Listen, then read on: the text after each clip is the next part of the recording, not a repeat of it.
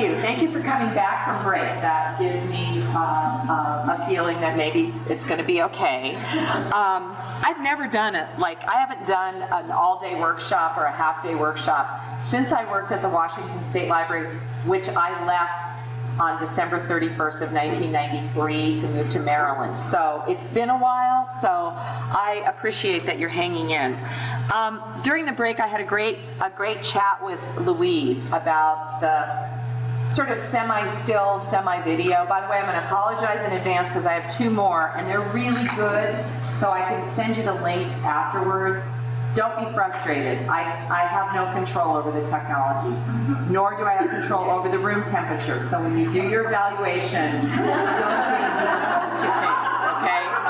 Anything else is fair game, but don't ding me for the room temperature or the technological challenges. But one of the things that Louise was saying is that actually is a great video clip, so I urge you to go. I found it on YouTube. She used words that just cracked me up when I was watching, like optimization, and her vocabulary was clearly not words that the people working on the floor of a candy factory are going to understand. The way she was dressed was great, and the fact that she stood above everybody was. What else did you say, Louise? There were just, you had so many great comments. Well, I just didn't feel like, I thought she was off-putting from the very beginning, and some of it had to be planned because there she is. She's not even trying to relate to them because her vocabulary was so over and above where the people, the factory workers, don't even think or talk like that, and so she's put up an immediate barrier for any kind of connection. And that just grabbed my attention right away, that that's not where I want to be. And so one of the things I really do, I want to make a pitch for Chip and Dan Heath, who wrote the book Switch. And again, there are a number of, I think YouTube is just an incredible resource, I really do. Aside from the fact that I can watch Queen for a day when I'm feeling really nostalgic or something. But they talk a lot about bringing people along and feelings and what you need to do when you're thinking about change. And one of the things that I also want to talk about is, and I know Las Vegas Clark County is a big library system, and I know Washoe County is not exactly tiny, but in Sacramento, our governance structure is called a Joint Powers Authority. So we're not a city agency, we're not a county agency, we're this weird hybrid. So we're our own entity, which means that we have our own facility staff. We have guys who, paint, build cabinets for us. We have our own custodial staff. We have our own HR. We have, we are a self-contained little city unto ourselves in a way. And one of the things I've learned, and I'm very cognizant of jargon, and librarians especially love jargon.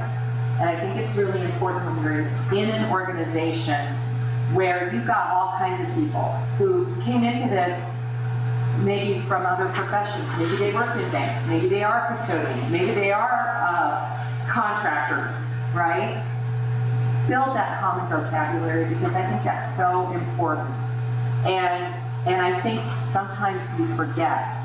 And I was telling Louise during the break that when Wayne Wigan, who wrote a wonderful book called Part of Our Lives, People's History of the American Public Library, it's brand new, it's just coming out around the 1st of October, and he came and he did the talk at the portal, he kept using the term LIS. And I'm sitting there and it's starting to grow. I mean, I could feel myself growing like a Hulk. And then at the end, because the audience, other than maybe the 2 or 3 of us from the library, the audience is a general audience. They have no idea what LIS, I don't even know what LIS is. It stands for Library and Information Services, Library and Information Science, Library and Information Systems. I mean, it can mean many things to many people. And so at the end of it, he said, any suggestions for how I can improve my talk? And I said, don't use, think about who your audience is. Don't use terms like LIS. And he actually threw it back to me and said, well, how do you feel about the term librarianship? And I said, I love that term because I think it explains what we do.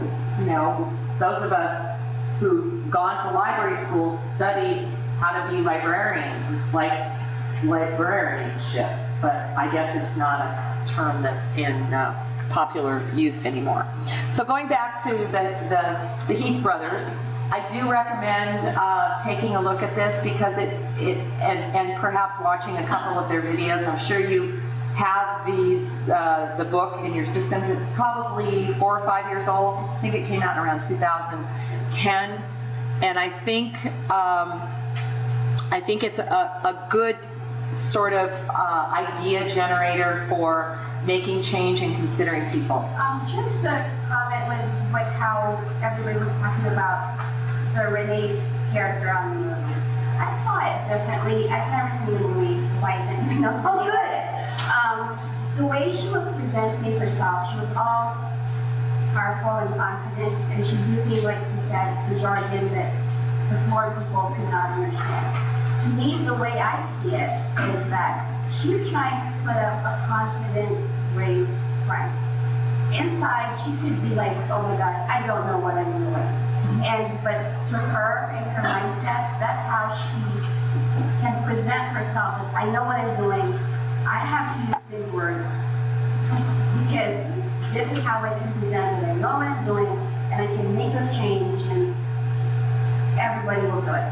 Correct. But that's how that was her cultural currency. That was her front. Yeah, other people. Say it again. Cultural. It's known as cultural currency when you tend to elevate yourself above someone else by using different types of words or language that only those people who are a part of that group would understand. There's a great scene from Annie Hall that actually represents that very well. Yes. The one with Marshall McLuhan. Yeah, when they go to the art gallery and they're talking about all the art, and he's just like, I have no idea what you're talking about. And so what they've done is they've immediately created different levels. The other thing I'd like to bring up too, I also see another aspect of that as well, and this kind of makes me think that it's also, how to change is hard. There's also the aspect that all the workers were immediately resistant to any type of idea of change. Yes, she's coming in and saying, hey, we're going to make all these changes, and immediately everybody's like, whoa, what? No. That's not how we do things. And that's what they even said. They're not even open to the idea of, like, what might make this better. So there was no go back and forth because, like she said, she immediately creates the wall, setting herself above everyone else immediately. But I thought it was interesting that if I'm hearing what you're saying correctly, I really want to, this is really good. This is very interesting to me. She's trying to walk into a situation and assume a position of power. Is there a different way is there another way she could have done it that would have still asserted her cultural currency, but made them less resistant? There's a hand back there. I think her biggest failure was not creating trust and courage in her. Because like the part of it that stood out to me was at the end when everything was broken. They didn't care because she doesn't care about them. You know what I mean? So it's like as a leader, you have to show your group that you care about them and you're invested in what they're doing and bringing everybody together. Like this is a team effort. You have to move forward as a team. Because when all the machines broke, they didn't care. Because they're like, she doesn't care about us. She's just, having to check certain boxes. So if you don't establish like trust and loyalty in the group, then nothing happens. I noticed also that she didn't ask any questions and she didn't answer any questions. He immediately asked, well, who's going to lose their job? Because that's what always happens in this situation. She didn't address that. And also, she didn't ask any questions. Like, what are you concerned about? What do I need to know? What can I do to make you feel better about the situation? She didn't ask any of that. She just said, this is what's going to happen, goodbye. So, Good point. Any other thoughts? Oh, sorry. I think kind of looking off of what David said, I think her lack of understanding for even what they do, like how would she know if machines are actually broken or if they can shut them off? Like, I think if you're going to empower change, you should have a thorough understanding of the process. I'll write that down. That is really worth writing down. You really should have a thorough understanding of the process. Thank you. Do you want to come up and take my photo? No, that was brilliant, thank you. I just wanted to say, she might have put most comfortable with different people, and not unless the person's from the group, had she pulled somebody from the group ahead of time and enlisted their help to alleviate these changes. The first thing she needs to do, like I said, is make the changes. There's somebody that has been persistent and persuasive in their arguments. So if they've got an overall plan, she needs to get somebody from the inside on her side to help to explain and allay people's fears and help them to understand what management is wanting to see, what kind of changes management and how it's going to affect them in the short term as well as the long term, and how it's going to overall better for everybody. Just have to bring this up. Before I got in the library district, I did retail manager for 17 years. And I don't know if anyone else has here done retail at all, ever. Okay. Have you ever been frustrated when your district manager comes in and doesn't even know how to use the register? Like what that makes the workers on the floor feel like? Sorry. Yeah, I mean, yeah, you're just like, you're less inclined to want to listen to his ideas because you think this is a guy who sits in an office, putting pencils, whatever, and he's just bringing ideas from the top down. Again, this idea of it. But when they don't even have the idea of the operations from the ground up, how can you do it? Yeah, it's wonderful. Okay, I have seen the movie a couple of times, and that scene gives you a little bit of context. Yeah. Okay, because she didn't volunteer to go there. She was in there. She was not given the full information. She was told to implement these changes. And I think that comes back to trusted communication, top down and bottom up. She was caught in the middle between two different environments that are all involved in this change and not having the full story.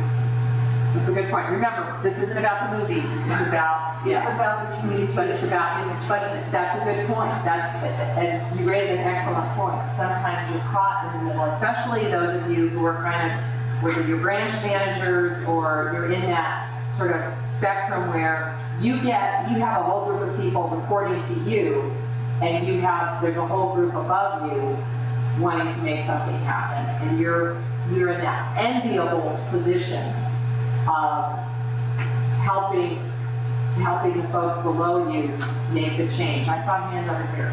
Is literacy. I talked about what Ms. Moore said in regard to, what I read from what you were saying was that maybe she had a defense mechanism, so maybe her vocabulary was weaker. And so just to be really, conscious of that. But I'm not sure, I'm thinking at the end, I've never seen this movie, but I'm hoping at the end they're all chummy, like flat or whatever, but she did do that, so I was happy that she removed her thicker stiletto vagina, and her You can have all the pears I ever could buy for the rest of my life.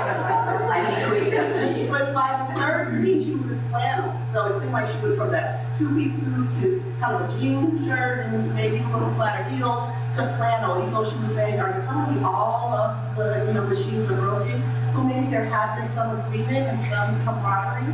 So maybe she was here, put in that situation, but as time goes on, she's starting to kind of acclimate to the Well, I think so. I'm really going to mention this, and I know that throughout my career, I've actually found myself kind of like that middle person, where there is change that I have to do because it's coming from the top. However, I really feel passionate about that change, and that's what she seems to lack, is that passion. And she also, I think, she may not necessarily believe in that change. And I've been in that situation where it's like, I have to say, okay, we have to do this now. And I try not to do that in that tone, but it does come through. I'm kind of like mentally rolling my eyes as I'm presenting to people that, we have to do this change because it's being forced upon us by management. And I kind of sense that's where she's coming from. So sometimes the changes you actually believe in that change, which doesn't know. Sure. That is an excellent point. So I just wanted to say too, that as a library director, and there's a lot of you in here who aren't, but there are some that are, I have a library board, but my board is elected by our board of supervisors who are over the board, and they make a decision, and then I have to implement it. That makes me that middle person. So it's not top down, isn't always, oh, the library director decided we need an efficiency study. No, the board of supervisors. Right. So I just want to. Well, there's an old line, remember Bob Dylan's Christian phase? Some of you aren't old enough, but he actually converted back in, I think, the late 70s for a while, and he sang the song that I love, and it's called Serve Somebody.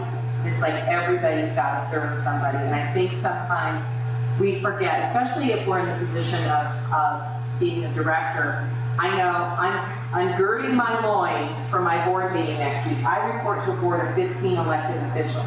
I have all 5 board of supervisors.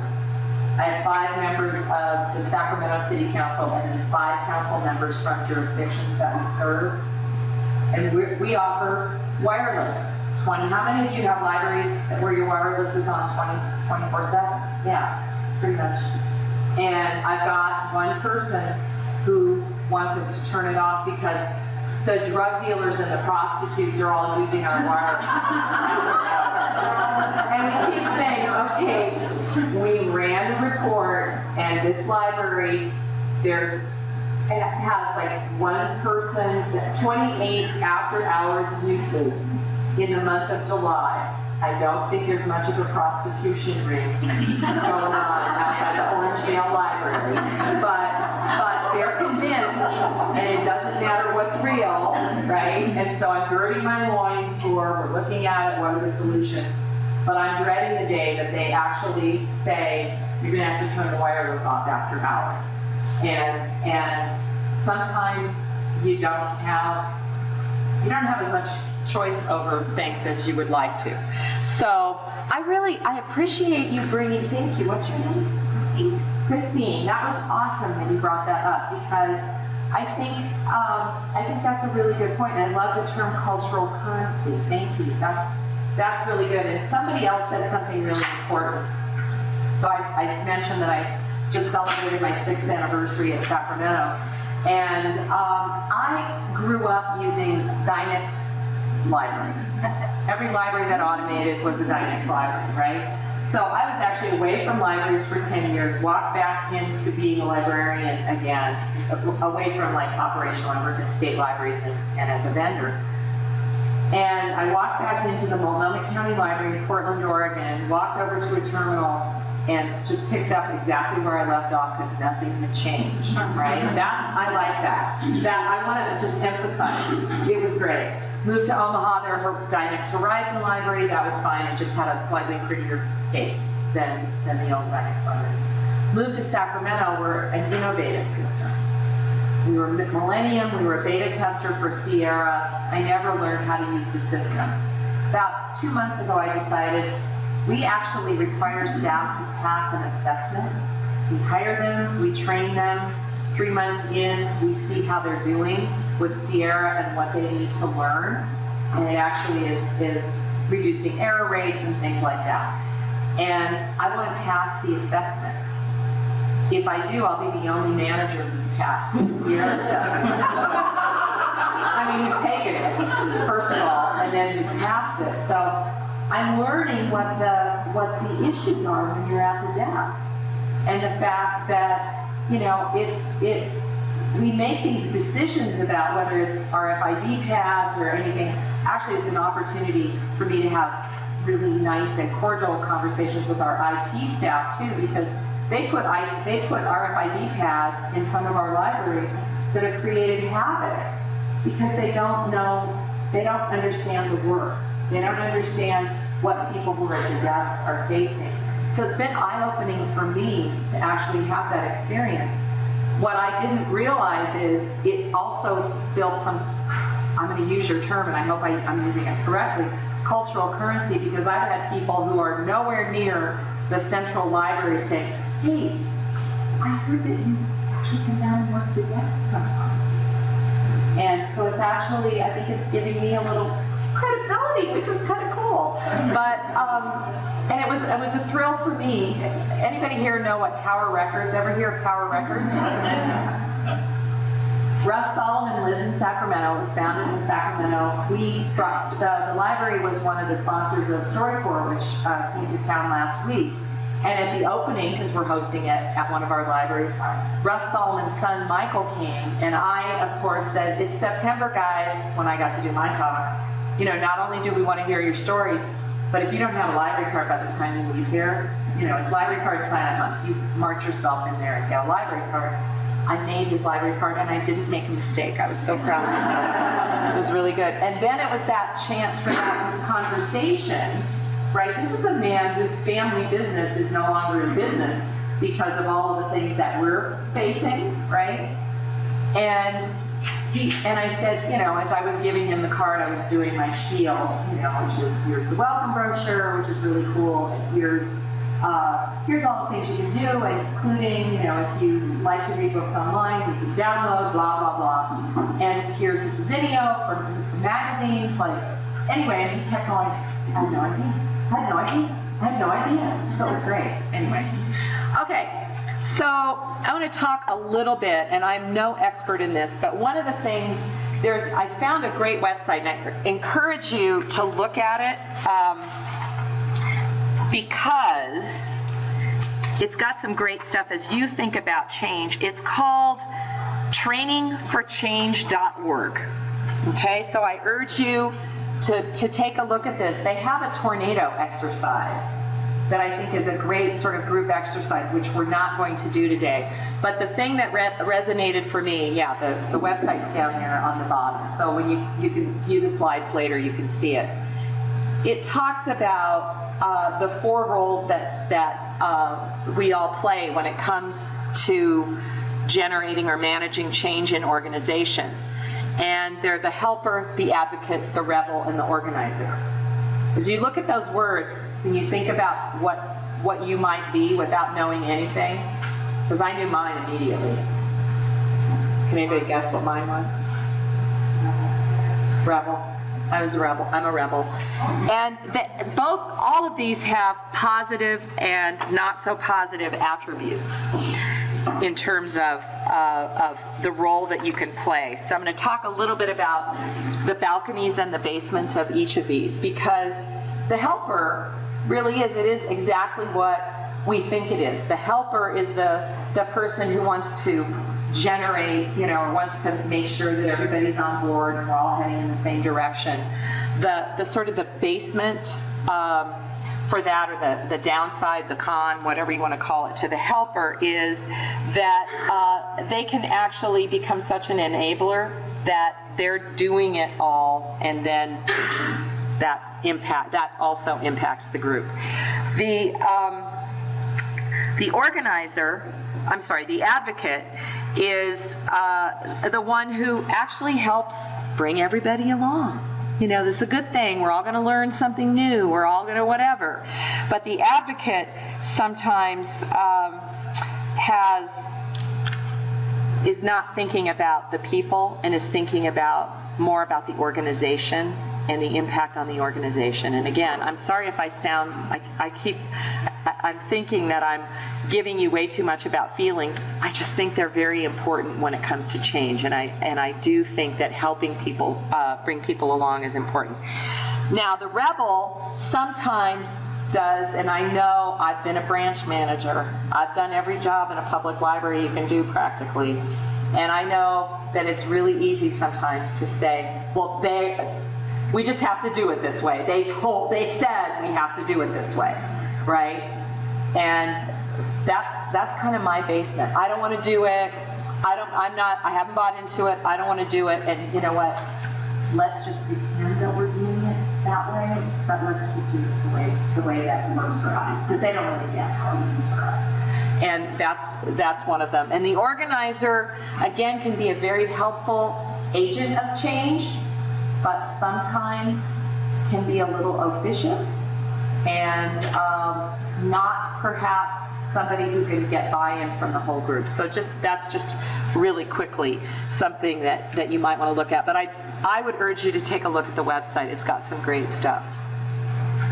Sorry, I keep doing that, and I know. Oh, sorry. I think one of the things that in libraries we also suffer from sometimes is that we think we want to constantly improve things, and maybe they don't always need to be improved. So I throw up my friend Yogi Berra, who I love. You know, what is it? He's got great quotes about the future too.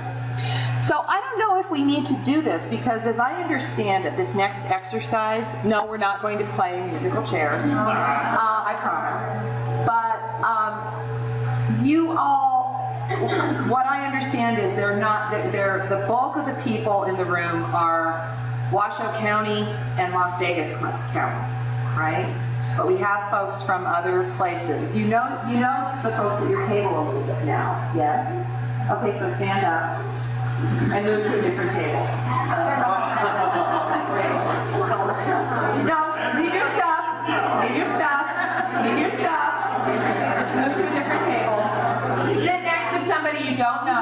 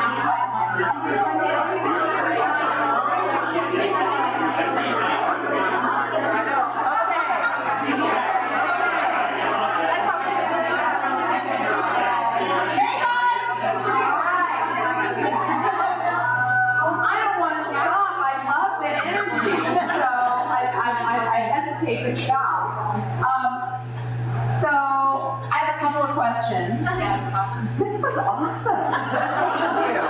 You guys were amazing. So, how are you feeling right now? Well, Happy? I feel some energy in the room. Pumped? Did you say pumped? goodbye. Goodbye. Oh, that's goodbye. That was great. And I love watching some of the body language. But so let's talk about how did it feel when I said stand up and move? Scary. Scary. Unsure. Anxious. Why? Why is she doing this to us? It's bad enough that I had to sit at a table at an assigned table, right? That's her fault, not mine. Why? Fun. Oh. Exciting. Exactly. Right. So, but it was, I loved what I was hearing. And so then after you sat down for a minute and started, because it didn't take long. Serendipitous, we just thought of our words. Serendipitous. Serendipitous. That word made me very happy. I love that. I wanted to name my daughter Serendipity because you know what the meaning of serendipity is, right? It's a joyful surprise. I told her, we fought over this. This is a long story which I'll tell, not well recorded. But I actually wanted to name her Serendipity or Glennon. Anybody know what Glennon is? It's the place where Winston Churchill was born. Also serendipitous, but there's, again, a story that way. But, Ilana. Yeah, it means oak tree. It's oak tree. It's Hebrew for oak tree, which means you're very centered and very strong. And she is. She's the child who, when she was little, because you probably have an idea of the kind of personality I have, she would go like this, Mom, look at me.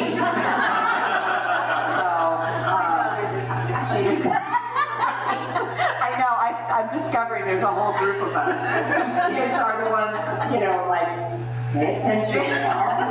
So, anyway, but I loved what you were, I loved the energy, I loved that you just settled right into talking. I saw people shake hands who obviously haven't met people before or met one another before. But I also am aware that when you have to do something like this, you have to put a different, where's Christine? I'm going to go back to the Renee Zellweger character. You gotta set yourself up for, okay, I'm going into this new experience. You can move back to your seats if you wish. We probably should. I don't want to upset Robbie.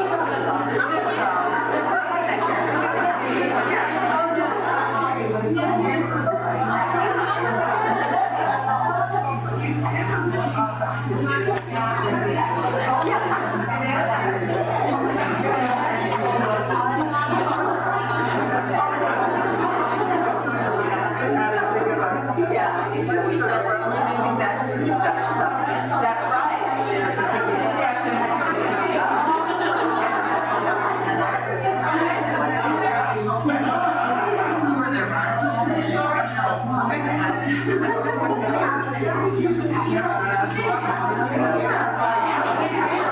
Okay. So I think actually that exercise, I think that exercise is a good one. And again, I'm going to apologize when I turn the video on if it's not, if it isn't good. I can provide the link later and you can watch it again. I want to talk a little bit about laying the groundwork for change. Has anybody here ever tried to lose weight? Yeah, try being the operative word. My husband always says, okay, try to pick up that pen, right? He's a social worker. So, change is really hard. And I was telling Bobby during the break, about 6 months ago, sometime in March, I decided, okay, full disclosure, I live in downtown Sacramento. I love where I live. I can walk to work. It's great. But our house is 3 stories tall, so to enter the main part of the house is, it's on the 2nd floor. It's like, it's like sort of like 3 one-bedroom apartments stacked on top, but the middle is where the kitchen and the, living room and stuff are. And I have this fantasy that if, like, I get really sick or I need the EMTs to come, they would be taking me down the stairs, right? And they're going, oh my God, this woman weighs a ton, right? So I decided a few months ago, and I love food. You can tell by looking at me. I love to eat. I love to cook. I love to celebrate with people. I love to bake. I make really good pies. I gave up. I decided to go paleo, right? So I gave up grain, gluten, sugar, and I eat meat, fruits, and vegetables. And that's my life. I gave up most dairy. I had a little bit of cheese this morning because I didn't know if my hotel room would have a refrigerator, and I eat hard-boiled eggs every day. So I've been like systematic. I gave up alcohol. My life is so hard. No. But then I've sort of like I'll have a glass. I'm not 100%. But I lost about 25 pounds over the last 6 months. Thank you.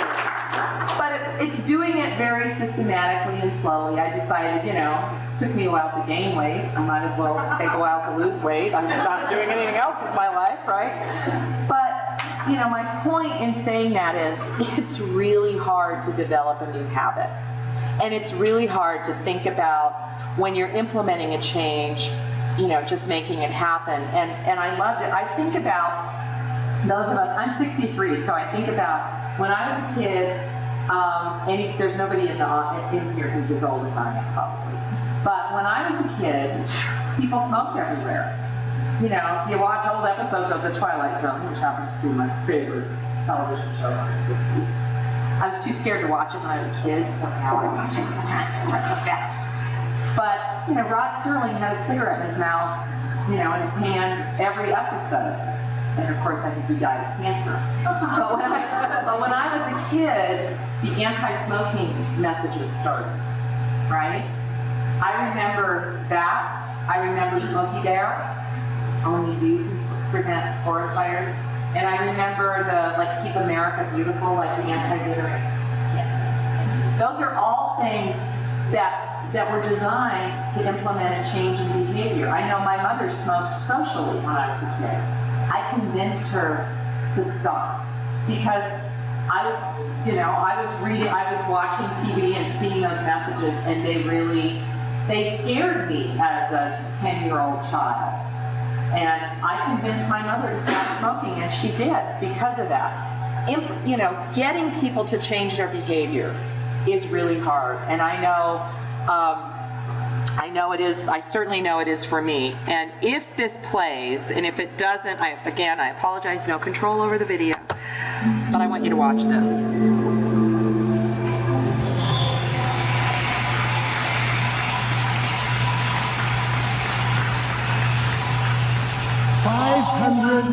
571,230,000 pounds of paper towels are used by Americans every year.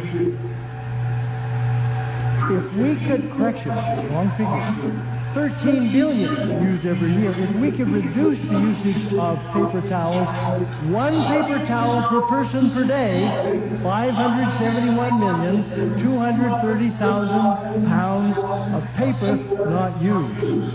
We could do that. Now there are all kinds of paper towel dispensers.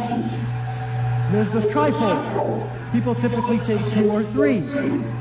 There's the one that cuts it that you have to tear off. People go 1, 2, 3, 4, tear.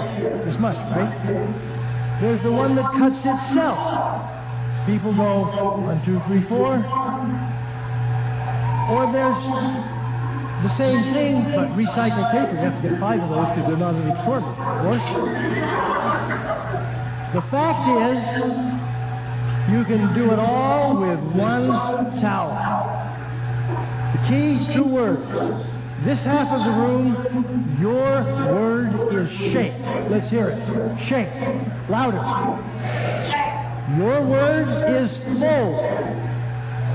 Again. Really loud. Okay. Wet hands. Shake. 1, 2, 3, 4, 5, 6, 7, 8, 9, 10, 11, 12. Why 12? 12 apostles, 12 tribes, 12 zodiac signs, 12 months. One I like the best. It's the biggest number with one syllable. Trifold. Fold.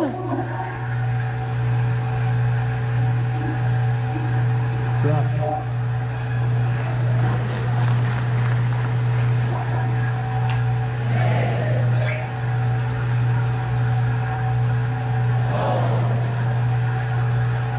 Cuts itself. Fold. The fold is important because it allows interstitial suspension. You don't have to remember that part, but trust me.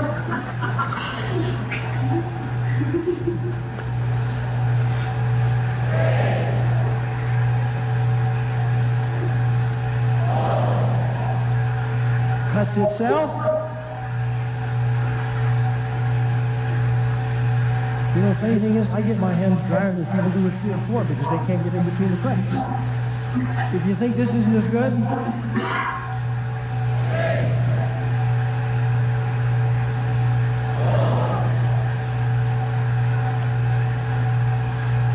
now, there's now a real fancy invention. It's the one where you wave your hand and it kicks it out. It's way too big a towel. Let me tell you a secret. If you're really quick, and I can prove this is half a towel from the dispenser in this building. How? As soon as it starts, you just tear it off.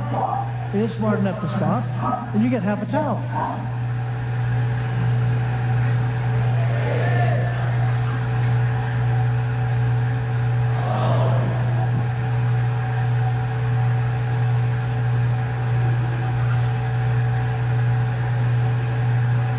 Now let's all say it together. Shake, fold. You will for the rest of your life remember those words every time you pick up a paper towel. And remember, 1 towel per person for 1 year, 571,230,000 pounds of paper. No small thing. And next year, toilet paper.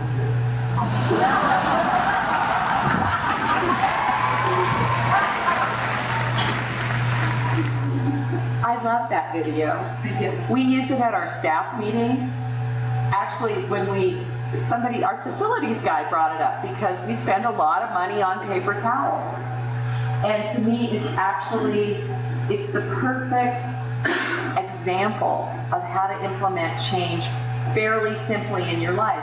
And somebody, after we showed it at we do quarterly all staff meetings that are 2 hours long, and somebody in the restrooms on the administrative floor wrote shake, fold, and put it on the paper towel dispensers in the staff restrooms, and I thought that was a great idea. So, okay, you may not all think it's as cool a video as I do, but what did he do? How did he actually present the whole thing? Thinking of I hate to use the word, but the gestalt of his presentation. What did he do? He repeated. He demonstrated. He had facts and figures. Explained the benefit up front. Got the audience to participate. He repeated the data at the end. He sandwiched in the data. Repeated the data at the end. I love humor into it. Pardon me? Put some humor into it. Put humor into it. I think one of the things we do, I will just say this, I think we have a tendency, those of us who are drawn to this profession and work, sometimes take ourselves a little too seriously. And I think that it's important that we don't. But anything else? You broke it down into very simple terms that everyone can do. Exactly. He created the components for change and brought people along every step of the way. Yeah, I've actually saw this video a long time ago, and I used it on my daughter. Every time we go to a public restroom, she would go to it 1, 2, 3. I'm like, you're really see, so when I saw this, and my son went to the restroom, here one, fold it in half, and she kept hanging in. Yeah. How much paper towel? And I myself, am built into 2 shapes. And after seeing this, folding it, and even at home, we try to do that. We wash our hands. I like buying a half a sheet. Yes. Just to my sheet. Paper towel. So big. So yeah, after seeing this, and now when I see my daughter go to the home question, I remember this. And and for me being a mother, it's more like I have to tell her that you can do this. Give it, I guess, for the mother-daughter thing. I'm a parent thinking what I need to tell you. But it was, it took her a few times to be reminded to not waste paper towel. Exactly. You still have to, reinforce it. You have to reinforce it. So, as I said, I think this is a great example for how you actually get people to go along with you. He did a great job. He described the issue. How many paper towels are used? 13 billion pounds in the United States a year. So he described it. And he gave all that data. Why do we need to solve it? He got buy-in, as you said. The audience participated. Okay, this side of the room? This side of the room? He did a great job. He demonstrated the solution. I love that he stands up there, and I really don't want to see the one for toilet paper next year, but that's fine.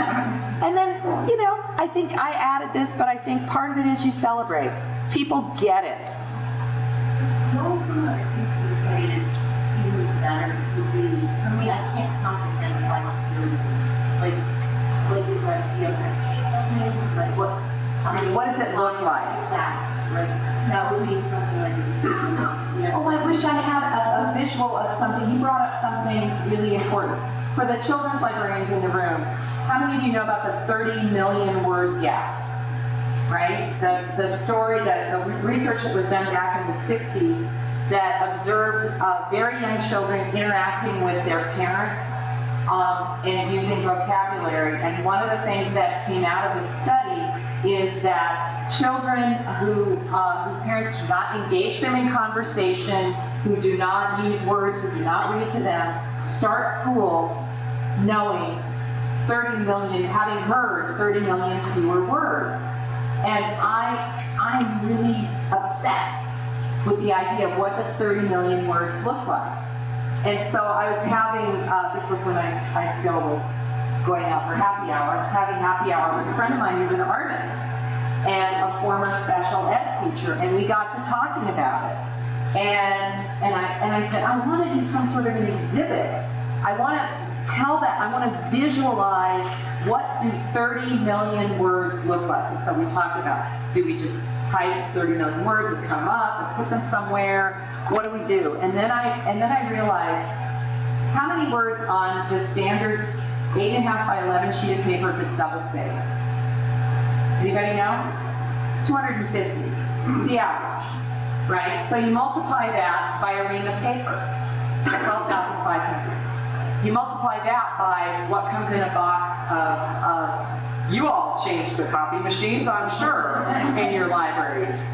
10 reams of paper in a box, right? So I think that's 12,500. I'm doing this from memory. So then, to get to 30 million words, it's 24 Xerox boxes, right? So he built an exhibit for me, and we put it in our central library, and we told the story of the 30 million word gap, and we just piled the boxes on top of one another, and we talked about things that parents can do with their kids. A very simple, but I think very effective way of demonstrating what 30 million words can actually look like. Because sometimes you have to show them. I'd like to see what 571 million, paper towels look like. I think that's very, very true. Any other thoughts or observations about what he did here? So I think he laid it out in a way that makes sense. And I created my own little graphic of this. Because it's a circle, right? You identify the issue, you describe it, you show the data, you get buy-in, you demonstrate the solution, you show the solution, and then hopefully you have a little fun with it, you celebrate, which I think he did very effectively in that video. Is there anything missing? This is where I think, again, folks in our profession, okay, I'm just going to go on record. I believe working in libraries is the most amazing, transformational thing that we can all do. I think working in libraries is incredible. I think one area where we are not very good is that we don't always tell a compelling story about how important the work we do is. And I love that we have warriors in here. I think our school librarian here is a warrior. I think the fact that she is going to meetings and talking about the role of the library is a hugely important thing. I think the fact that often we talk to one another, but we're not always out there in the world, is a hugely important thing. I'll bet, because you're all very literate folks, you know where this comes from. Who knows what I'm going to play? We in it shall be remembered. We few, we happy few, we band of brothers. For he today that sheds his blood with me shall be my brother. Be he ne'er so vile, this day shall gentle his condition. And gentlemen in England now abed shall think themselves accursed they were not here, and hold their manhoods cheap, while any speaks that fought with us upon St. Crispin's Day! I love that scene. Henry V, I love that movie. I watch it all the time. I love the St. Crispin's Day speech. I have St. Crispin's Day on my calendar so I can remind myself. And every time I read it, I keep the speech in my phone and my notes. I think it's incredible because part of what he did as the leader, and for those of you who don't know the story, I'll just really quickly, but part of what he did was he actually, they were outnumbered 20 to 1 or 10 to 1, I think. And this is the Battle of Agincourt. And he went and listened to the people the night before. He listened, he walked around incognito and listened to what was going on. And the next day gave his speech, and of course, they won. Which is what we all want to do. We all want to win. I think it's an incredible piece of literature, but I think it really resonates for me as we have to tell our stories. I want to share something. There's a man named Michael Margolis who makes a living out of helping corporations tell their stories. And he did some work with the California State Library, and so I only brought one of these. I only have a handful, so I only brought one, but I'll leave it here for you to look at during the breaks and during lunch. But I got to be part of a group of people who worked on how do we tell the story of California libraries. We have, like libraries everywhere, a rich history. We had women who delivered books on mules to people in the hills and mountains of California. We have, Sacramento County has the oldest county library branch in the state of California, our Elk Grove Library, those kinds of things. We have to be able to tell those stories. So we were part of this, and then Stacy, the state librarian, left, moved to Pennsylvania, became the state librarian, so did the work again, but they actually did the second part of it, which was that they created a storytelling toolkit. And I think that is something that I would love to see libraries everywhere sort of incorporate that toolkit. How do we tell our story? I was a youth services librarian. I was a children's librarian for many years. I told stories all the time. For me, it's natural to talk about the value we provide, the work that we do, the difference we make in people's lives. I was telling it to 3-year-olds. There is absolutely no difference between a 3-year-old and an elected official. Well, wait. You're discrediting the 3-year-old. I was going to say, except that I'm not not being fair to the 3-year-old because they know how to sit down. They understand that when we shake the sillies out, we're going to sit down and listen. But it was good training. It was actually really good training for me to be a youth services librarian and learn to tell those stories. My best friend just retired. She moved from Washington State where she taught me everything I really needed to know about being a children's librarian, and has worked in South Carolina for the last 20 years and just retired. But one of the things we did before there was every child ready to read at your library, which has been, it's been institutionalized in public libraries for sure. Before that existed, we just knew that parents needed to read to their children every day. And we knew that they needed to do it for just a few minutes. We knew that they needed to talk to their children when they're in the grocery store and say, isn't this a nice bottle of water? What is water? Water is wet. Here's the red apple. All of that stuff. We did all of that. We tried to tell compelling stories about why it's important to do that, because it is. And now we have the campaign for grade level reading. The Super Bowl is actually highlighting children's literacy and 3rd grade reading. So you're going to see stuff during the Super Bowl game about literacy and children and reading and 3rd grade and what happens if you don't read at 3rd grade. If you don't read at 3rd grade level in 3rd grade, what happens? You're something like 60% more likely to serve time in prison. There is something called the preschool to prison pipeline. So getting all of those stories about what we do is so important. So one of the things that I think we also need to talk about a little bit is being flexible. Because change means being flexible. It means being open to trying something, failing at it, trying it again, right? How many of you tried to do study? How many of you tried to learn to ski? I know all the things. It's like I would love to knit. I'm left-handed. It's hard. It's hard, right? Change is hard. So I think learning to be flexible. What does flexibility mean for you? Especially when it comes to change. Open-minded. Being open-minded.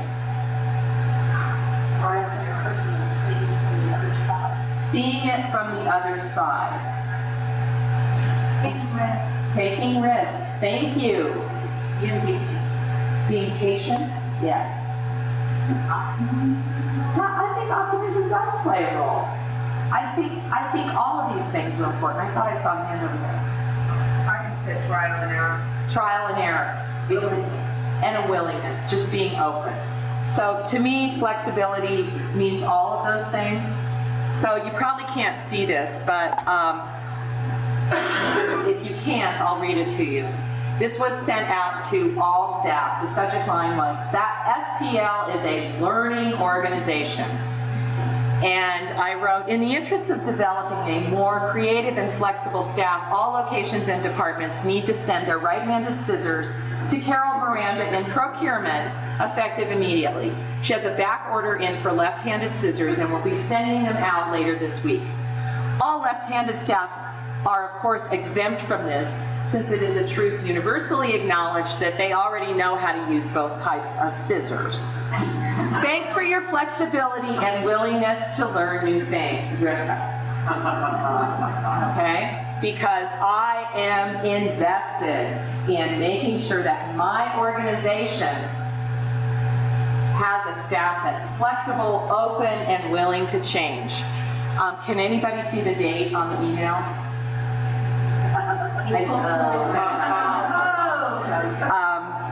But I had them. I got them. People. Did anybody send the scissors? Yes! Yes! I actually sent a follow-up message saying, thing, please, when you return your scissors, don't forget to wrap them in at least 2 rubber bands and send them in.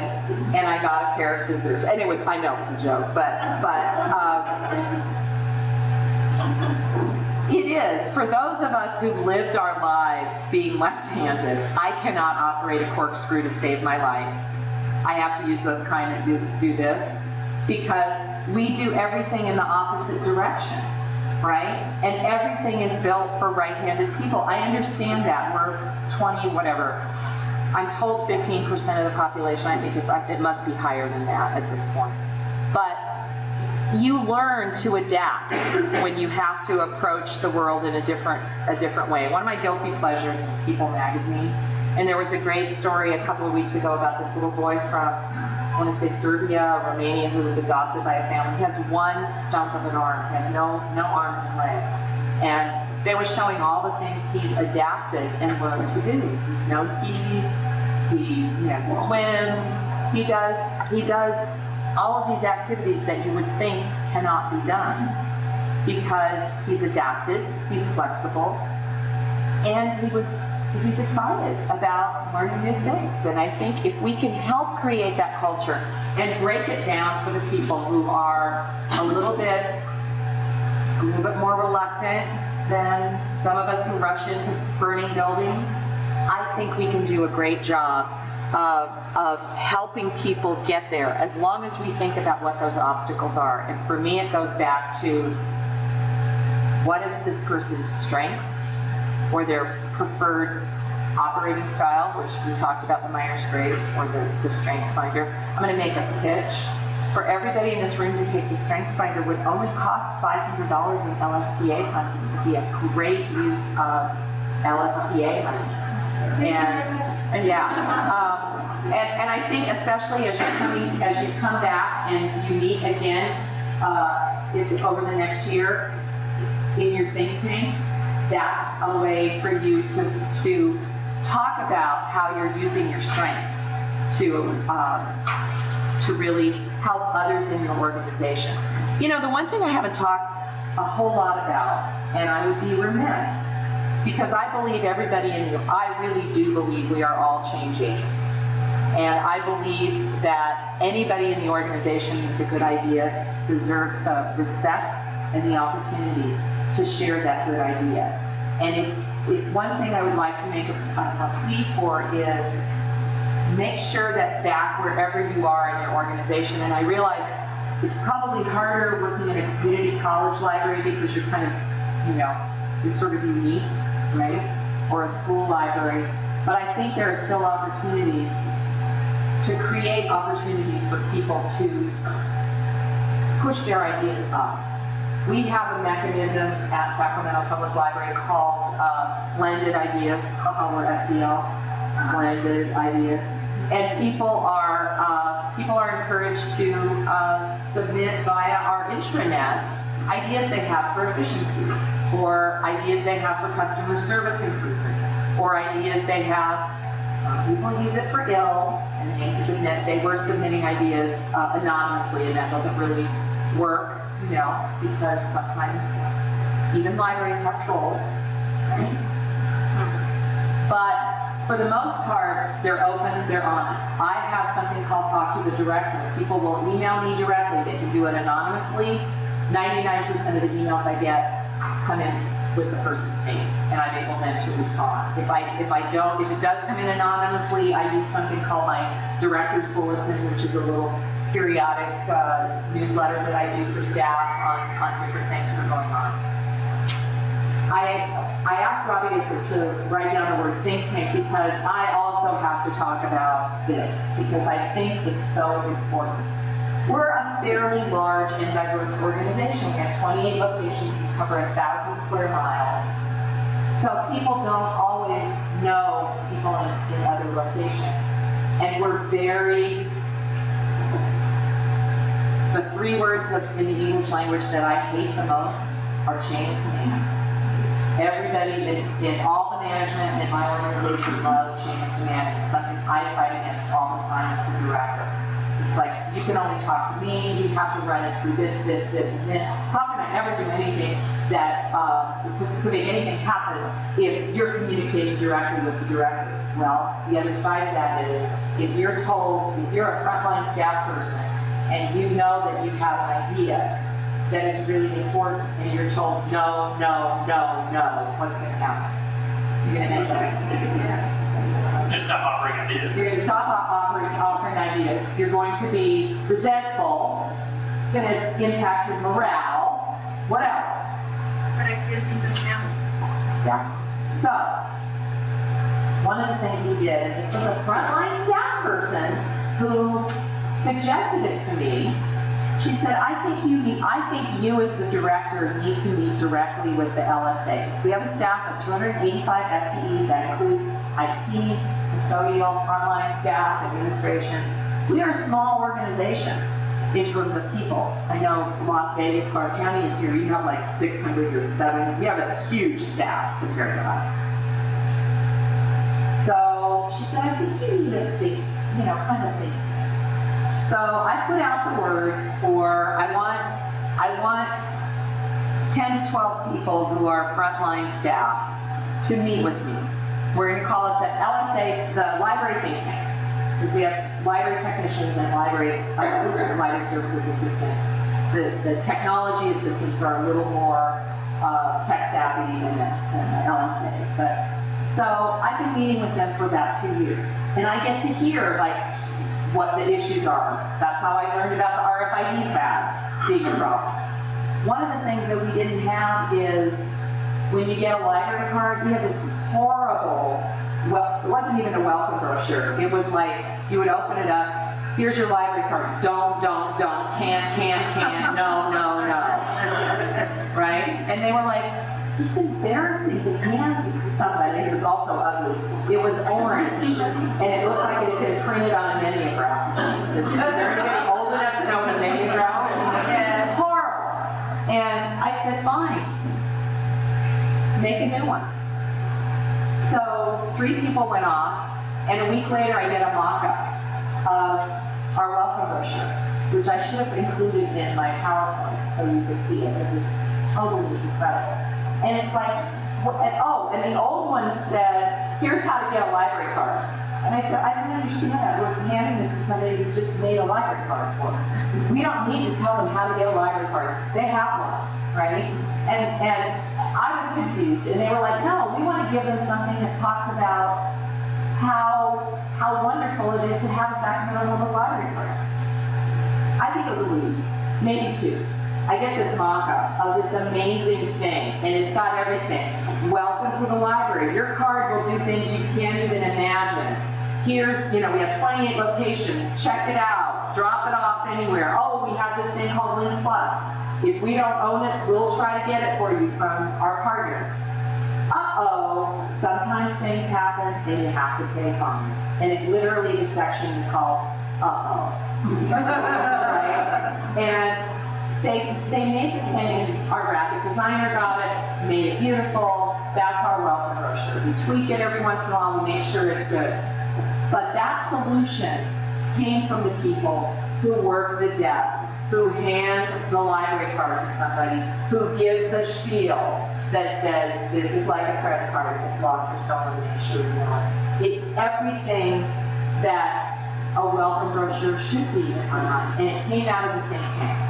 They're the ones who came up with, one of the most frustrating things in the world is when a teenager between the ages of 14 and 17 comes up, that they have to have parental signature, and a lot of them are latchkey kids, or they're on their own. Maybe there's something we can do.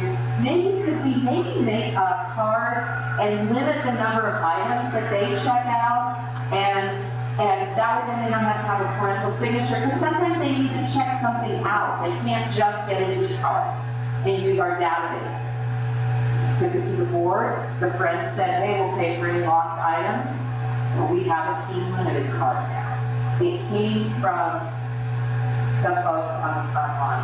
We do the same thing for people who don't have current ID, whether they're homeless or anything else. We do the same thing. Again, the people who are working the desk and encountering people front to front are the ones who implemented that change for us. Where did the resistance come from? I don't want to tell tales, but it came from a level of management that is used to telling people no and having control instead of saying, what's the worst that can happen? The way I sold it to our board, all of them are elected officials, and keep in mind in 2008, most of them were on the board when the grand jury said, you got to do something about this library. So building that trust and saying, you know, when it comes down to it, out of a $37 million budget, $3,000 worth of lost items is worth it if we're making a difference in the life of one teenager and showing them the resources we have. And they don't even question it now. We write an annual report about the loss, and they let go of it. They understand, I think, the importance of it. But I am a huge believer in getting the ideas and the solutions from everybody in the organization who does the work. Because of, yes? Oh, I just wanted to chime in with procedure that we do at my library. I'm at the desk, anytime you tell a patient no, we write on the no log, and then we review it every month as a staff and discuss, you know, is this something we want to change or lost? Anytime. Do you have this movie? They even write that down. Anytime you say no to a patient, it needs to be logged. We stole that idea from you. We're not very good at keeping it up, but we stole that idea. You're Las Vegas, right? Well, I was in Las Vegas when I was Okay, but that, I think the no log is a great idea, and in fact, we just brought it up again as something that we need to do. And we have a new assistant director for public services, and she's also started a yes team. Because part of what we're trying to do is figure out what are those things that we're saying no about. And again, explain them. Because there's a valid reason you have to say no. But how do we get to yes? Because yes is really ultimately, we want our patients, our customers, to believe that we are a solution in their lives, that we're important. I think that no log is a great idea. And it's really simple. We just did ours like in a word table and tried it, and then it sort of died out for a while, and now we're trying it again. Thank you for bringing that up. That's really, I think that's really important. Okay, we're gonna write it up in here. And I hope we have an even number of people. If we don't, we'll call on one of our people. We're gonna divide up into teams of two. Okay? And we're gonna try something. Are you up for it? Time to stand up anyway. I know your blood sugar's low. Stand up, find a partner.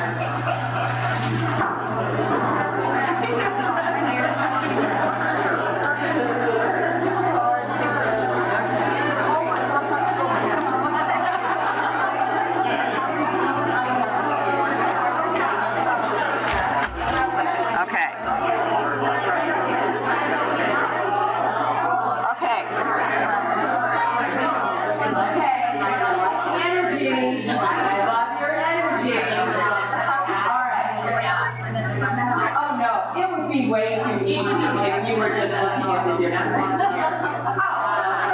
All right, are you ready? Say hello to your partners. So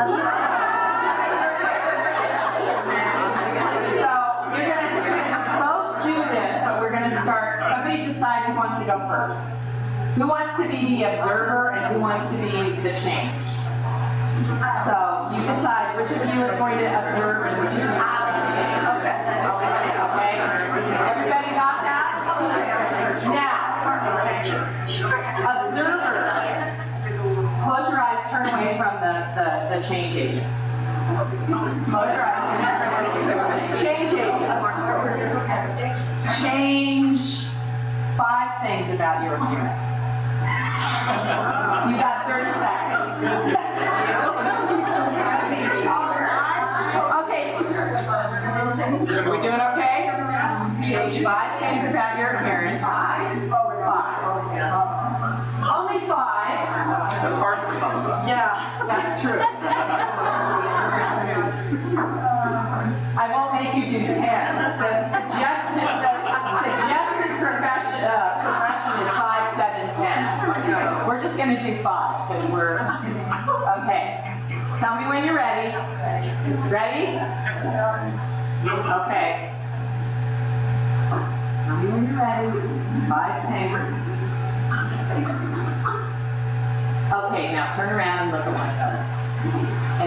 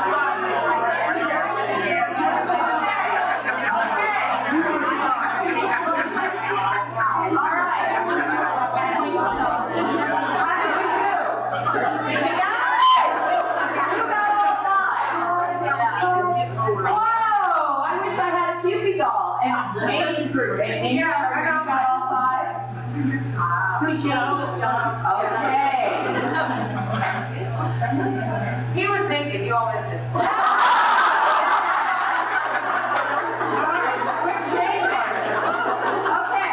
You up for doing it again? Yes. All right, switch.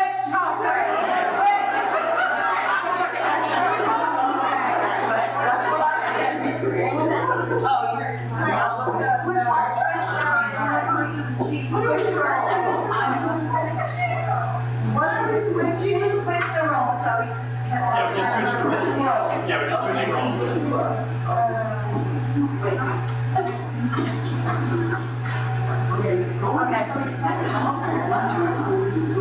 Okay, how are we doing? Ready? Okay. Keep going. Oh my God. Keep going. Keep going. Ready? Yeah. Okay, go.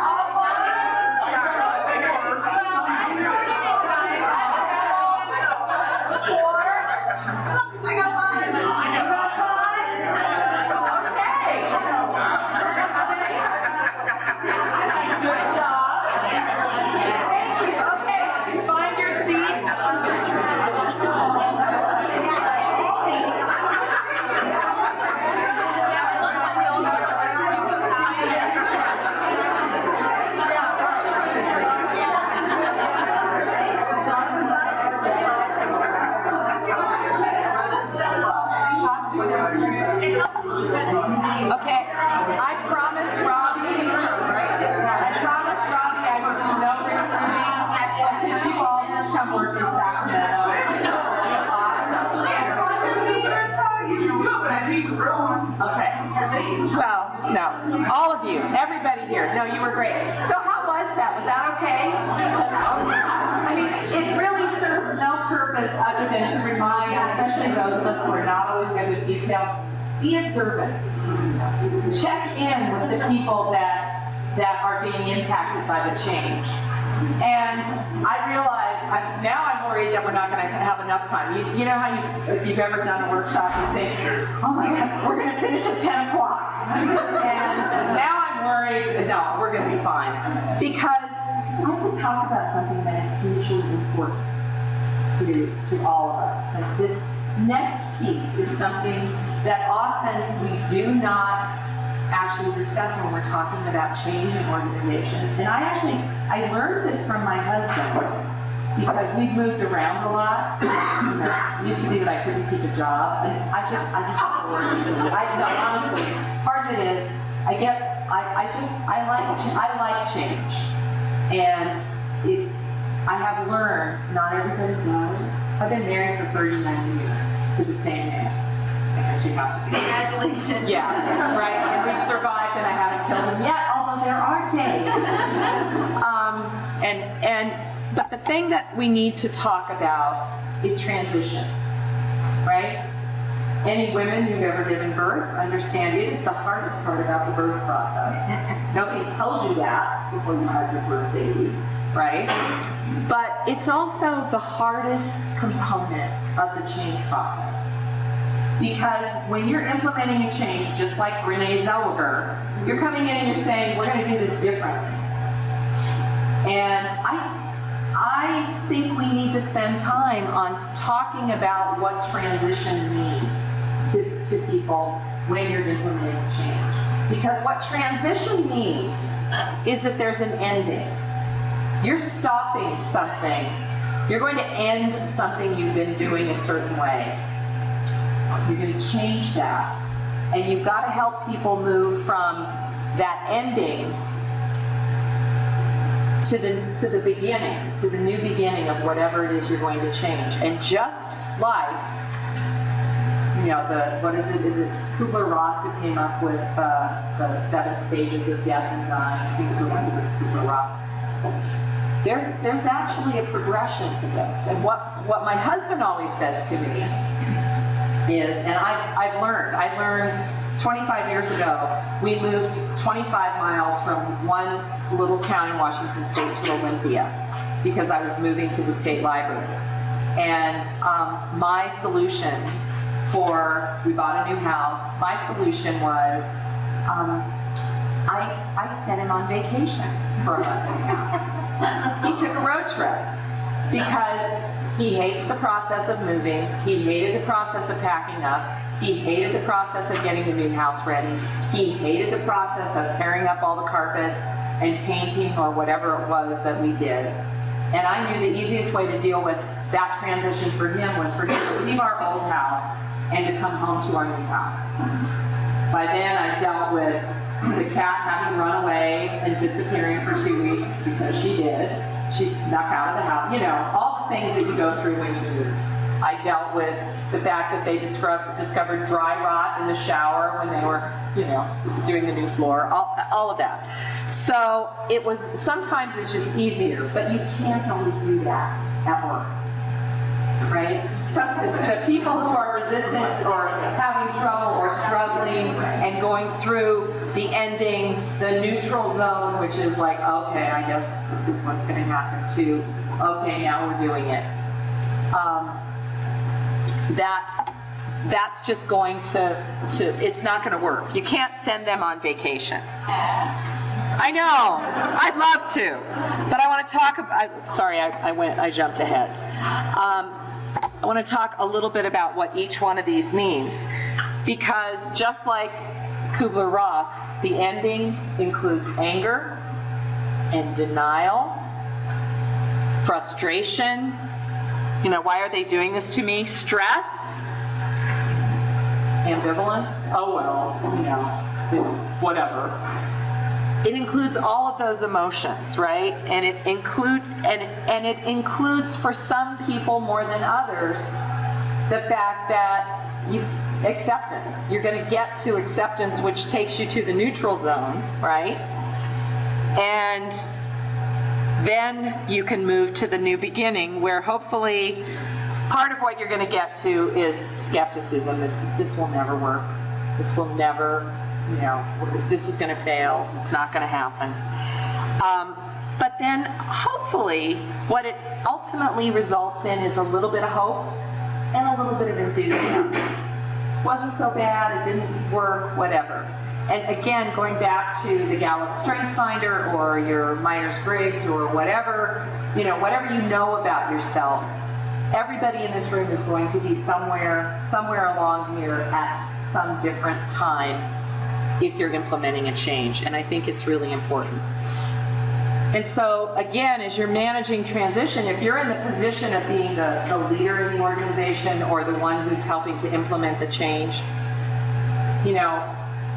what is it? Nature abhors a vacuum. And we joke that the grapevine knows things before we even know them ourselves and can announce them. So don't rationalize, communicate. Communicate every step of the process. It's so important for people to know what's going on at any given time. And it's also important, and I think sometimes, especially if we're in a leadership position in an organization, it's very hard to say that you don't know something or you don't know what this means. When I got to Sacramento, we had already cut the budget pretty significantly, $2 million. New deputy director came in. I think a week after she got in, we found out we were doing another $2 million cut. So our budget was cut by 15% in a period of less than 2 years, certainly about a year and a half. There was a lot of ambiguity. There was a lot of what we didn't know. There was a lot of concern, because the number one concern of somebody when you're going through something like a budget crisis is, what does it mean for me? Will I have a job? Will I have to move positions? Will I have to go? And again, we're a big system geographically. So if I live in Elk Grove and I work in North Highlands, that's an hour commute because of traffic. Sacramento's not without its traffic challenges. And like I said, the grapevine already has the news half the time, so you might as well communicate. You tell people something once, guess what? They're not ready for it. It's why I love the hand washing video. You tell them, you do it. You tell them, you show them, you do it again. You show them what you tell them what you told them. That's so important. Just keep talking about it. The other thing is, sometimes the folks, especially if you're a middle manager, a branch manager, a regional manager, you're in the middle of the transition yourselves. So you're going through your own issues around whatever the change is. Whether it's getting a new library director, right? Whether it's implementing a new ILS system, whatever. It's those things, or it's new people, or it's a new way of doing things, or it's, I go back to every child ready to read. That was hard for some people. Understanding, I do my story times a certain way. I want to keep doing it a certain way. So just remembering all those things and thinking about what the impacts of transition can be to you yourself, to the people you work with, and to your organization. I think this is so important. All of this comes from William Bridges wrote a book on, I may say it wrong, so I want to see if I wrote it down. It's Google William Bridges transition and you will find it. I didn't actually write down some of the work that he's done, but there's a lot of really good information on transition, because we focus a lot of times on change and we don't talk about what it is to actually, what it takes to get there. And I think that it's critical, and I probably should have even devoted a little more time to it than I did just now, but it's something that I forget. As somebody who embraces change, let's move, yeah, moving. Let's try this, let's do this, let's whatever. I forget sometimes the impact in my enthusiasm to do something. And so it's very personal for me, and I appreciate Abe Sass, who has made many changes in life with me, but who also really introduced me to the concept of it's moving from here to here. And it's important. It's kind of like, anybody here have little kids? Okay. So you know about bedtime, right? And one of the things I had to learn, because you could read every parenting book in the world, but still, they don't come with a manual. And it was one of the things that I had to learn was that whole bedtime thing. And I finally learned to say, okay, I'm setting the timer. You have 10 more minutes to play with your Legos. Then it'll be time to get ready for bed. And I don't mean to, I'm not infantilizing anybody here. It's just being cognizant and aware that sometimes people have to know. I mean, we started, they just have to know. The library's closing in 15 minutes. If you need to use the restroom, do it now, right?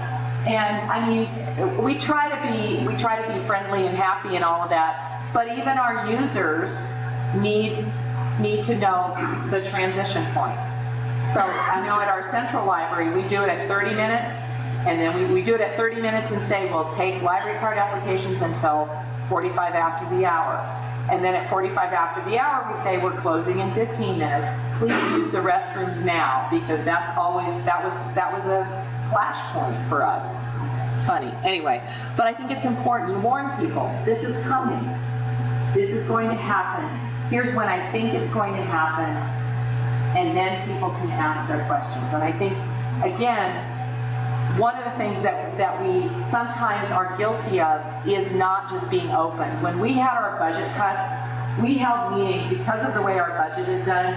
City of Sacramento is different from the County of Sacramento in the way it's funded. So we had to meet with city staff and say, we may have to close, we may have to really radically reduce hours. We're going to do it this way. Don't worry. Nobody's going to lose their jobs, but this is what's going to happen. We're going to consolidate hours. We're going to change this. You may end up working in 2 locations. We don't know what it looks like yet. And then we figured it out. But let us figure it out, and we'll keep talking. And we met, and we met again, and we met again, and we met again. And we made sure people had the opportunities to ask their questions, to express their concerns, and to kind of work through those transition points. One of the things, again, and this comes from a great book called Change the Way You See Everything, and it's an old book, but I again would be remiss if I didn't quickly share how the words we use, our vocabulary, the things we say to one another are so important. And some of us are more naturally inclined to have a vocabulary that speaks from abundance, and some of us are more inclined to have kind of a scarcity mentality.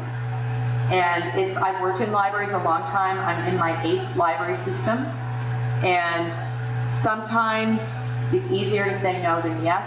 Sometimes it's easier to be sarcastic or closed off or whatever.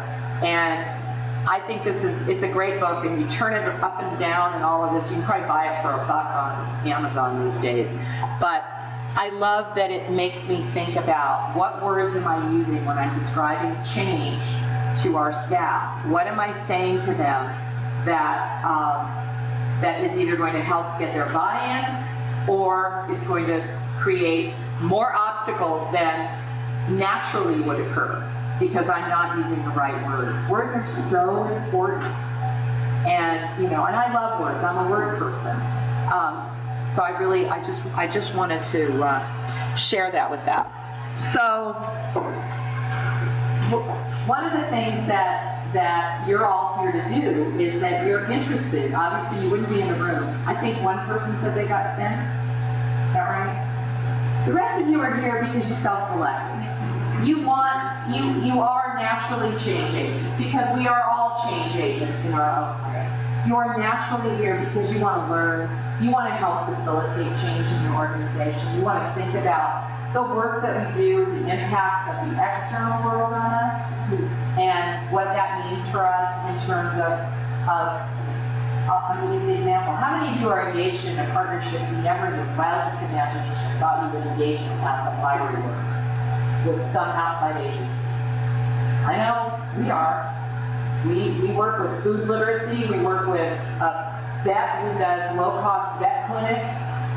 You name it. We've got a partner out there somewhere in the community. Healthcare providers, voter registration, or yeah, we all do voter registration. We do ballot pickup, drop-off sites now that we never would have done. But we're engaged in partnerships. We're making changes in ways that we probably 10 or 15 years ago wouldn't have thought possible.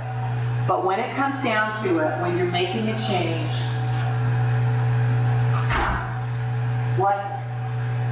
and again, this is my thing, but to me the most important thing is to think about what's the impact on the people that I work with. So what I'm hoping you're going to do now is think in your mind's eye about somebody that you work with. Think about a change that either you're planning to implement or that you know is coming. Can you do that? Everybody have something? And then what I want you to do is I want you to think about, and this is probably easier for people who are, kind of at the leading edge of the change, the manager, somebody who knows something is coming. But one of the things that I think it's important to think about is how is change going to impact the people that you work with? So take out your future state exercise, okay?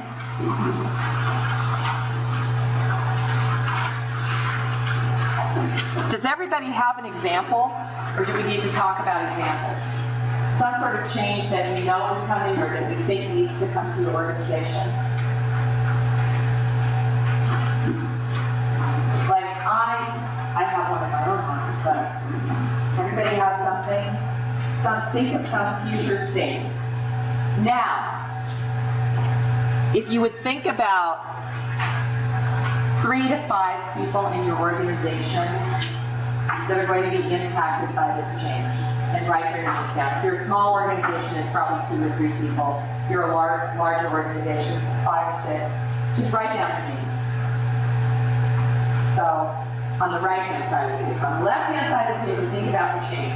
On the right-hand side of the paper, think about the people. So you're implementing some sort of change in your organization. And it can be anything. It can also be, doesn't have to be real. It can be something that you'd like to see your organization. So think about something that's going to be different for your organization. And then I want you to write down the names of 3 to 5 people who will be impacted by the change in your organization. Take a couple minutes to do that.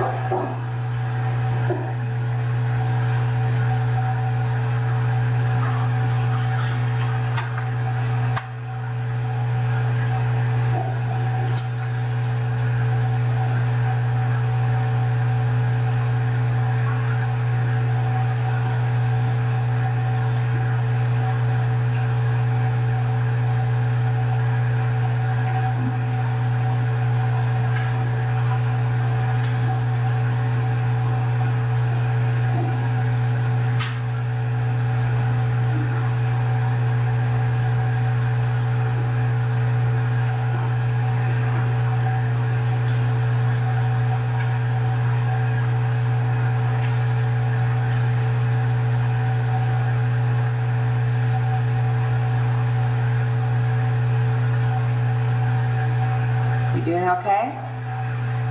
Have it? Anybody need more time?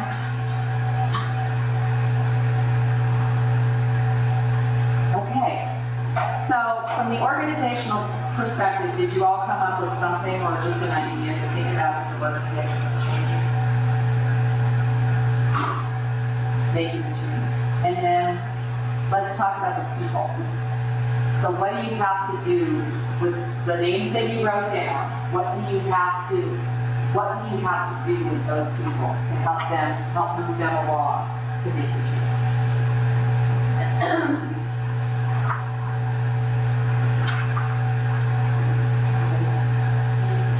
Communicate. Different ways, different methods of communication for different people.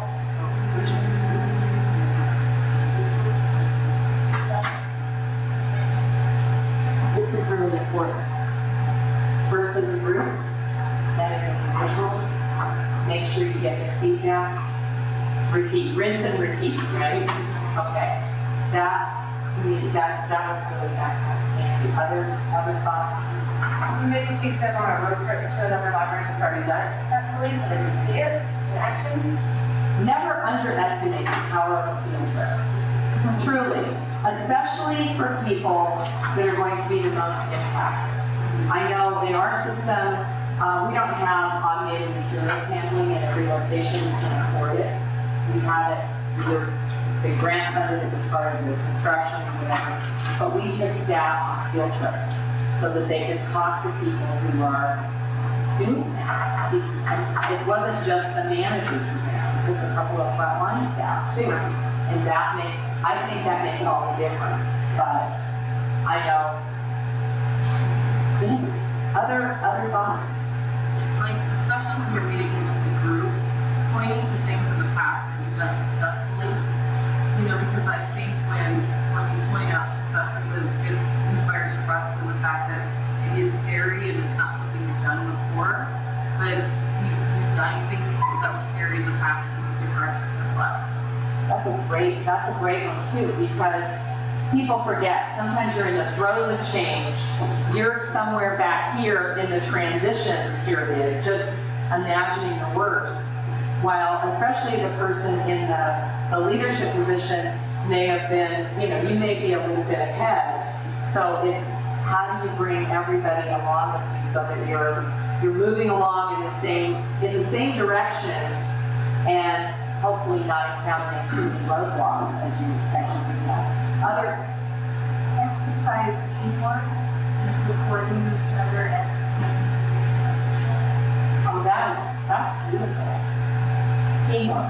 We actually we have a new central library manager who actually got her training at Las Vegas Park County as an intern librarian or something. She's our new manager at Central. She's a roller derby girl. And she is phenomenal at communicating with people and bringing everybody along. But she stopped using the word team. She prefers ensemble. And actually, it comes from a new book on teams that was done by Focus Second City, the comedy people talking about improv. Did you have another? No, I thought somebody else. Oh, you did. I was going to say make sure that people have the responsibility and that they need to understand certain outcomes. Maybe for the plan, so they understand the outcomes and what success will look like, and what we're going to put you there, and the resources, that kind of thing. That's great. Did you want to come up here and just present? No, that was perfect, because it really is what you're doing in that storytelling component. You're building a story. You're helping them see what it might look like at the other end, but along the way you're stopping and making, little rest stops. Right? You're on the New Jersey Turnpike. Stop at the Walton. We're in the process of transitioning, making a transition that's going to be really great in the minds of our patrons and our shareholders, but that is wreaking havoc with the emotional lives and practical lives of some of my staff members. Can you tell us a little bit more about what it is? I don't know, can I? Sure. I'm not from permission.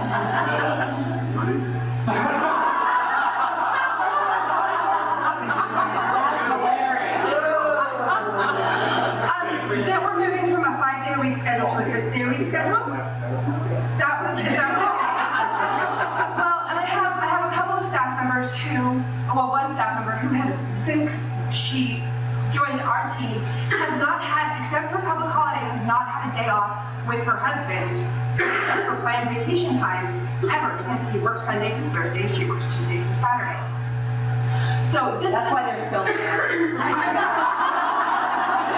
I'm not going to speak to that, but so she's really excited about the prospect of maybe actually getting to spend some time out with her whole family, with her kids and her husband all together at once. We have other people who are part-time workers who work other jobs. So we need to find out what is going to be their financial impact of, okay, do we need to, your schedule needs for us needs to change. What do we need to do to make sure that you don't get fired from the Walmart that you also work at because you have to do that? You need to job. Well, and with people who are working 2 nights because they need that extra little bump in pay that you get from working after 6 o'clock. And the difference between 1 hour. No, seriously. And that difference between, and it's like 50 cents or something, but that difference of getting that extra 50 cents means that she can keep her lights on. And so, I would have people who have recurring appointments on Monday, people who do close Mondays. They need to see their shrink every Monday. I'm sorry. I'm going to be really honest about this. And if I'm switching my work schedule every 4 months to from a Monday through Friday to Tuesday through Saturday, what's that going to mean for my life? Right. Well, we have some people who are very positive and looking forward to this change, and we can capture. And from an organizational standpoint, it's all great. We're really excited. Everybody,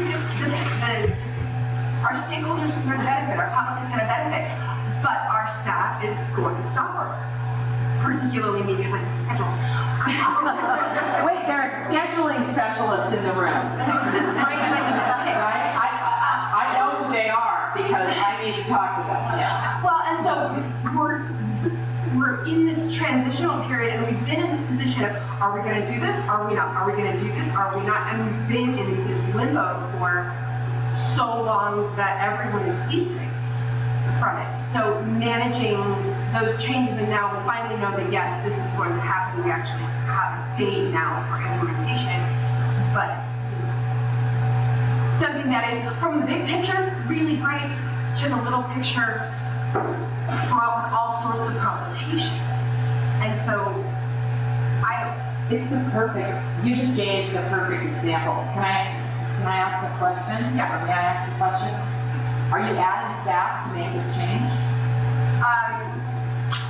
yeah, kind of minimal. Yeah, okay, because we're going through the same thing. When we had budget problems, we went from a 6-day-a-week schedule in our county branches to a 5-day-a-week schedule.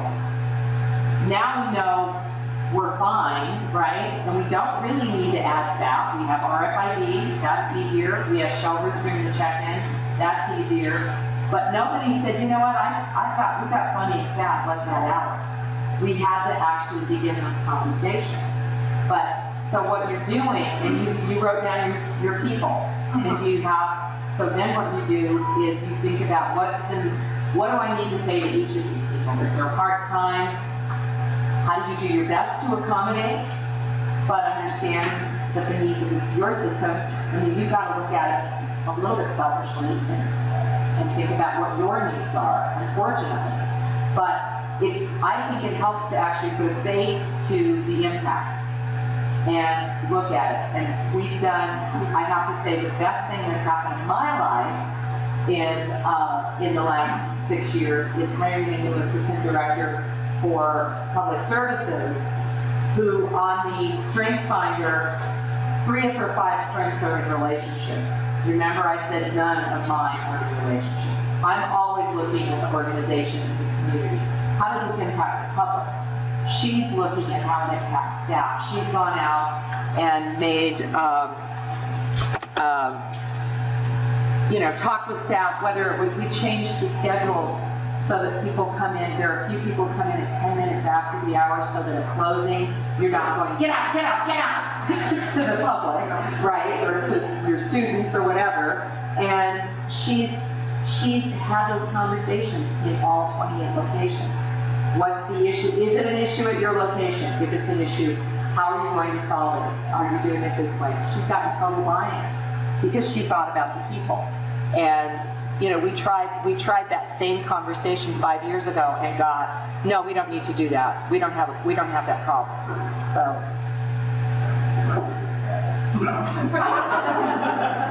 Our board is approving executive and partly using staff time to make adjustments in the lives Exactly, to go back, thinking about that transition graphic, to go back to the ending, to the neutral zone, and hopefully to, by the time it's implemented, it'll be, everybody will be fine. And can I mention just one more little thing that's stressing people out? The date that the implementation is just a few days before we're losing our director and our assistant director. But you'll have a new director. Right? Don't worry about that. And I don't blame you, I just have a timing. I'm going to get fired, so if you want me to. No guilt. No guilt, fire immediately. No, it's just in the emotional lives of staff, the fact that those two events are happening within days of one another just adds another level of, oh my gosh, the floor is shutting up. Well, I guess it's a good thing because it sounds like they kind of like it. We like you, Arnie. That's a killer job announcement. I've been sending it to people. Oh, yeah. I have, because to me it was like, that's who it's That's that time. It's that time. However, I'm going to play the neutral answer here. The effort for the increased hours has been going on for months, and we've been shut down. And I think we organizationally aren't being clearly the point person here and taking up the majority of the heat, not disrespect to our staff. But we've been shut down politically by our board, by commissioners. So this has been in the implementation stages for a number of months. The timing is just complicated, unfortunately. And that's what I meant by most at sea, because are we doing it? Yes. It's been not out of indecisiveness. Right. No, So the next 3, are you thinking the end of December? Beginning of January. So the next 3.5 months, you have time to actually then maybe think about some of those, again, going back to the people and thinking about, and the message and the story. You could build in some additional narrative here. Because it sounds, to me, this is all good, except for the retirement. They don't want to leave. But that's good for you, because you're doing what you want to do. So, but I think that was a great example. So, and again, I think about the transition and think about what does that mean. Look at the William Bridges model. There are some great presentations on YouTube, and there's a book, and the book, which I thought I had on my shelf at work, and obviously loaned to someone because it was gone. So, I guess the point, what all of this, getting to the nitty-gritty of what this whole morning has been for me. If you've read Howard Zinn's People's History of the United States, you know, this guy was something. And 3 weeks before he died, he had lunch with Bob Herbert, who used to write for the New York Times. And I remember reading that article after he died. Bob Herbert talked about having lunch with Howard Zinn. And Howard Zinn spoke these words: if there's going to be change, real change, it will have to work its way from the bottom up, from the people themselves. That is how change happens. I believe that's the best kind of change in any organization.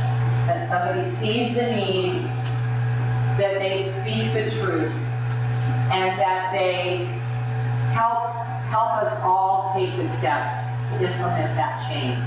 That, to me, is critical to all of our being successful.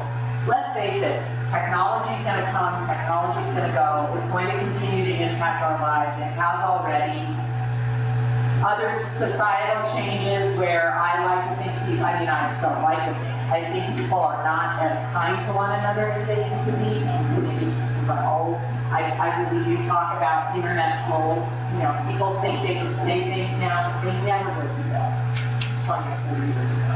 All of those things are going to the best, as Audrey Hepburn said, the best thing we can hold on to is each other. I think as we think about change that we're implementing in our organizations or personally, the best thing we can do is celebrate the fact that everybody in the organization is capable of leading some sort of change and letting go sometimes and making sure that that happens. Okay, I'm not going to stand between us and lunch, but we have one more thing we have to do. Do you see the flip chart right there?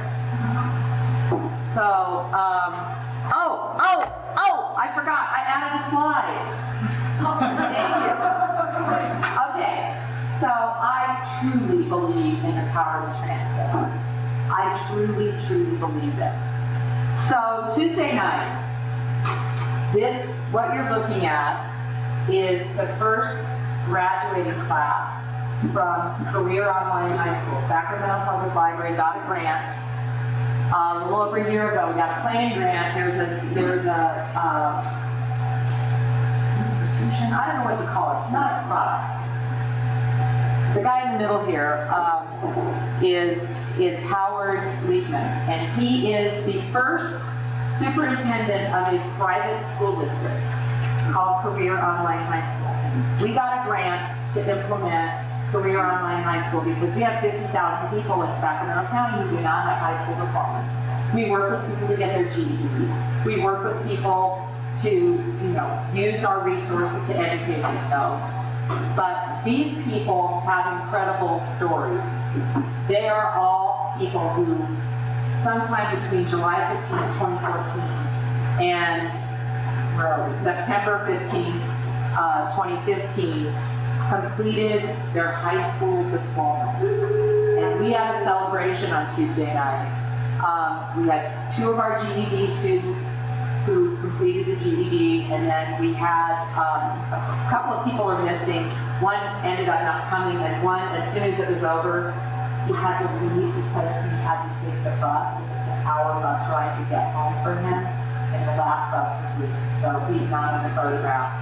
But every one of these people has an amazing story about what prevented them from completing their high school diplomas to what motivated them to come to the library and work with us and get a scholarship and successfully walk. If you can bet your 50, we made it an incredible celebration.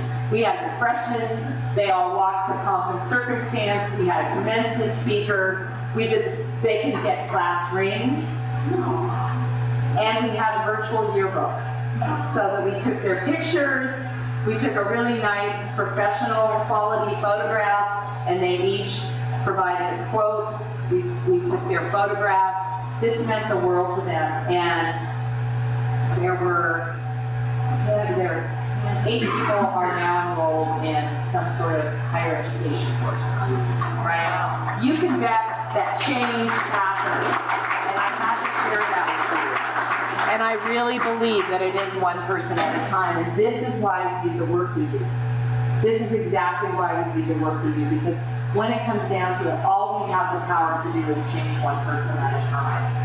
And if I can show you, Mario, if you read Library Journal, Mario was featured in the story of Career Online High School in Library Journal. Mario was 16 when his father went to prison, so he had to drop out of school so he could support his family. He then decided he wanted to be a corrections officer, went to an online high school program, went through the entire application process, was ready to be hired as a corrections worker. They did a background check, and he discovered that his high school diploma was bogus. So he had to start all over with us. And he got, and when I was, I'm going to cry now, when I was handing out the certificates the other night, I cried because it means so much to me that he succeeded.